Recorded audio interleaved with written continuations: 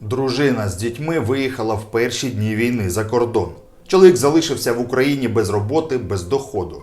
Не хоче або не може йти до армії, або його не беруть туди за якимись там обставинами. Він у депресії, не відсилає гроші жінки в Європу. То для чого їй такий чоловік потрібен, думає жінка.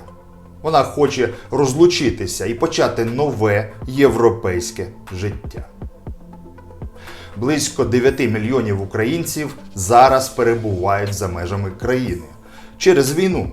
Головним чином це жінки з дітьми.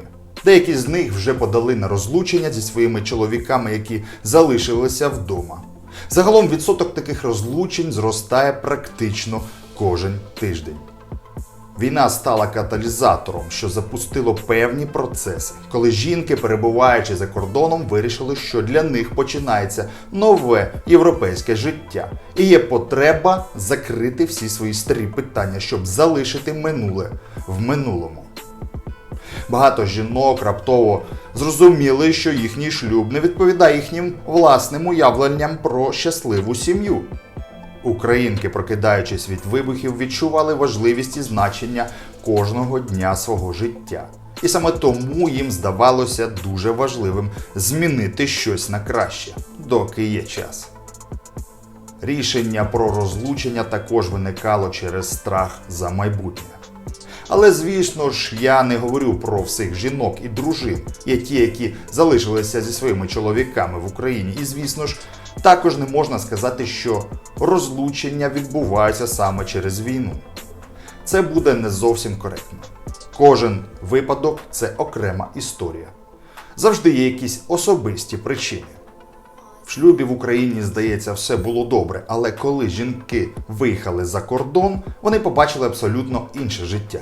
Вони зрозуміли, що вже не залежать від свого чоловіка, що можуть взяти відповідальність за себе і за дітей.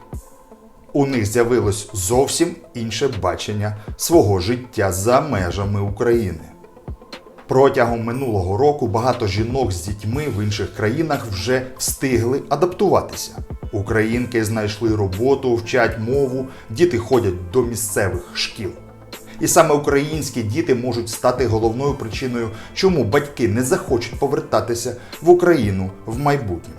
Соціальна адаптація дітей може переконати українців залишитися в Європі, навіть якщо вони самі і хочуть повернутися додому в Україну, але діти будуть відвідувати нормальні європейські школи, у них з'являться нові друзі, і батьки будуть пристосовуватися до цього. Однією з основних причин, чому українські жінки після розриву з українськими чоловіками обирають іноземних чоловіків, є бажання створити стабільні та безпечні сім'ї. В умовах військових конфліктів та соціальної нестабільності іноземні чоловіки здаються новими перспективами, включаючи впевненість в завтрашньому дні. Звісно, вищий рівень добробуту і доступ до якісної медицини. Виїхавши в інші країни, українки з вищою освітою знаходять гідну роботу. І вони вже малоймовірно повернуться додому до українських зарплат. І ймовірно, що 70-80% українців, тих, хто знаходиться за кордоном, після війни залишаться в інших країнах. Однак ініціаторами розлучень, звісно, виступають не лише жінки, але й чоловіки, які залишилися в Україні. Але це не такі часті випадки. Відомий український лікар Євген Комаровський в одному з інтерв'ю сказав, що українські жінки, які виїхали в Європу після початку війни, вже не повернуться в Україну. Але навпаки, за його думкою, після закінчення війни вони будуть переконувати своїх чоловіків приєднатися до них, тобто приїхати з України в Європу, що спровокує ще одну хвилю міграції. Зазначу ще одну важливу деталь. Європа не хоче соціальних біженців, які просто живуть за рахунок виплат. Але країнам ЄС, де зараз демографічна криза, потрібні працьовиті мігранти, які будуть створювати додану вартість.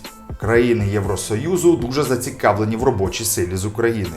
У майбутньому там буде розроблено спеціальний трудовий механізм для українців на тривалий термін без громадянства, але з правом на проживання. Але що ж робити з демографічною кризою в Україні? Адже масовий відтік жінок з країни означає зменшення кількості потенційних матерів всередині країни. Це призводить до зменшення народжуваності та створення дисбалансу в демографічній піраміді, що в свою чергу вплине на соціально-економічний розвиток країни.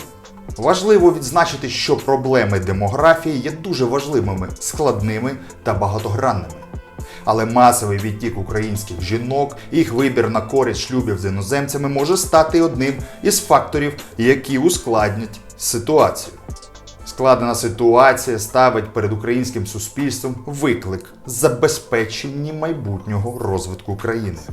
Робота над створенням умов для повернення українців і підтримання репродуктивного потенціалу національного населення стає важливим завданням для суспільства і держави в цілому. В кого будуть які думки з цього приводу? Шановні українці, які виїхали за кордон, чи повернетеся ви назад?